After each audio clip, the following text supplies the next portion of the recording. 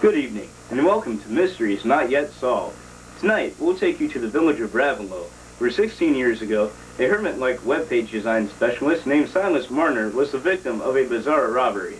Several months ago, the body of Dunstan Cass, the black sheep of a wealthy Orrville family, was found in a quarry near Silas's home.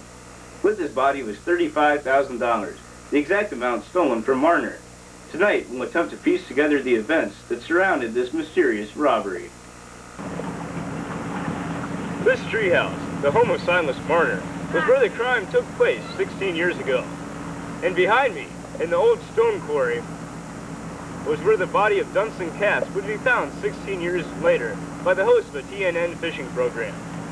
Let's take a look at this clip of TNN's Made in America that aired September 15th, 1998.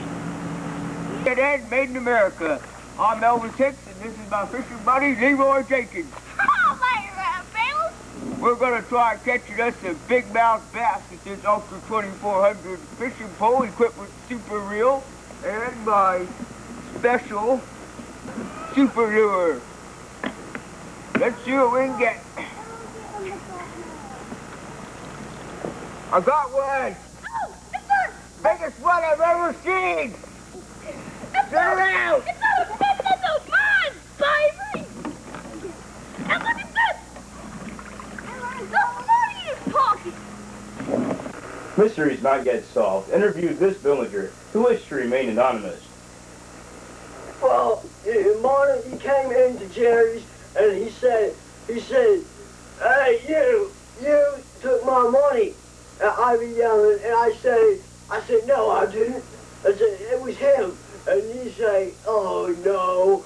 And it was a big mess. And I said, no, but that red Durham cow. And it wasn't me, I swear. Please, I swear it wasn't me. Come on. But he came in and he said... Silas, from your point of view, could you tell us what happened the night of the robbery?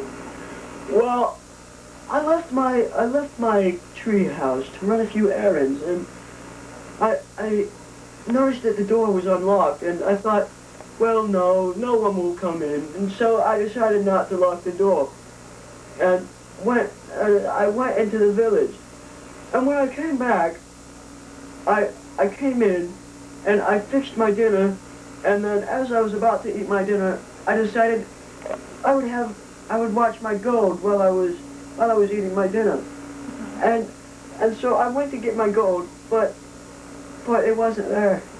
And what did you do when you found that your gold was missing? Oh my goodness! I must have let out the biggest cry ever. I was devastated, and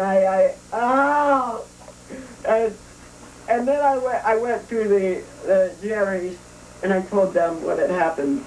Oh, thank you very much for your time, Silas. You're welcome. Professor Smith, the time you've spent researching the Silas Marner case has made you an expert in the matter? Yes. In your opinion, what happened to Dunstan after he stole Silas's money? $10. Based on the opinion of the expert we interviewed, Mysteries Not Yet Solved produced this reenactment of the robbery and the events that followed. After suffering a huge loss as a result of a bad investment in the stock market, Godfrey Cass needed money. His last resort was to sell the prized family lawn tractor. He sent his brother Dunstan out to do the bargaining for him. On his way to the village, Dunstan broke the tractor's transmission by recklessly racing it.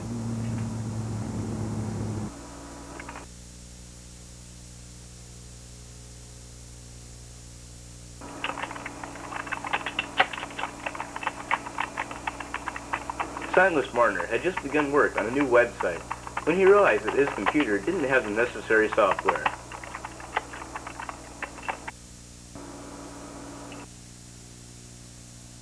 Wanting to get an early start on the next day's work, Silas made the trip to the village computer shop.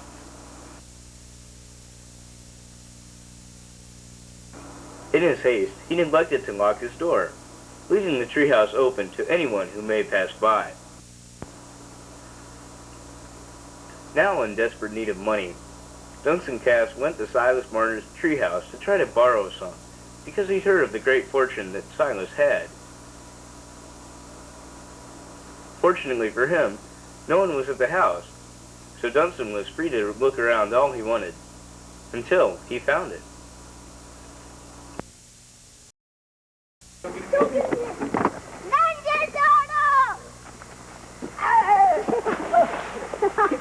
But is this really what happened? And what could possibly explain the crop circles found around Silas's home? Well, we sure as heck don't know, but for everyone here at Mysteries Not Yet Solved, good night.